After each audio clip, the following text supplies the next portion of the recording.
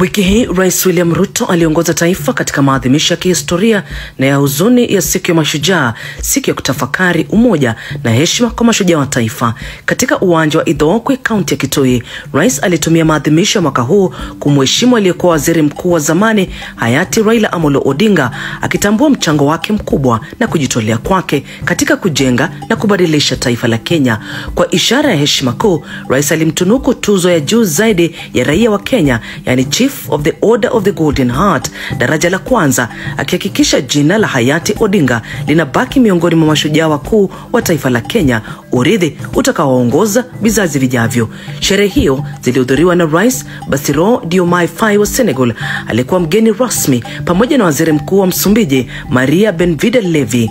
Kwa kumkumbuka hayati Odinga, Rais aliahidi kuendeleza misingi aliyoiamini, kuimarisha demokrasia, kuendeleza usalama wa chakula, kukuza thamani na viwanda, kupanua upatikanaji wa nishati na kuharakisha maendeleo ya miundombinu kwa manufaa ya Wakenya wote. Siku ya Jumanne, Rais Ruto alimkaribisha Rais Diomaye Faye wa Senegal katika ikulu ya Nairobi wakati wa ziara yake rasmi nchini Kenya.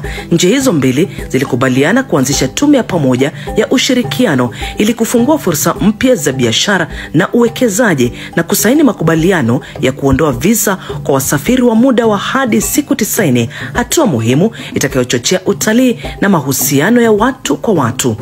Baadaye Rais alifanya mazungumzo na waziri mkuu wa Msumbiji Maria Benvida Levi, akithibitisha uhusiano wa kirafiki na wa kihistoria kati ya Kenya na Msumbiji, uhusiano ulioimarishwa kupitia ushirikiano katika kilimo, uchumi wa bahari na uwekezaji. Viongozi hao walipitia hatua zilizopigwa tangu ziara ya kiserikali ya Rais William Ruto nchini Msumbiji mwaka 2023, ambapo zilisainiwa makubaliano 8 katika maeneo kama uongezaji thamani wa chai, sukari na kahawa, ushirikiano wa kisheria na mafunzo ya utumishi wa umma. Siku hiyo hiyo, Rais alituma salamu za heri kwa watahiniwa wote wanaofanya mtihani wa kitaifa, akiwahakikishia msaada kamili wa serikali. Alipewa taarifa kuhusu maandalizi ya mitihani na waziri wa elimu Migos Ogamba pamoja na maafisa wa wizara. Wakati huo huo, mawaziri na viongozi wa serikali waliendelea kutia sahihi kwenye kitabu cha rambirambi ikulu ya Nairobi, wakimwenzi hayati Odinga kwa mchango wake mkubwa katika haki, demokrasia na utumishi wa umma. Siku ya Alhamisi, Rais alijiunga na waombolezaji katika eneo la Thome, kaunti ya Laikipia, kumwaga mzee Weston Kirocho Kanja, yani KK, kiongozi wa jamii aliyekuwa mfano wa kujitolea. Alituma salamu za rambirambi kwa Inspector General wa polisi Douglas Kanja na familia yake, akiwapa pole na faraja katika kipindi cha maombolezo.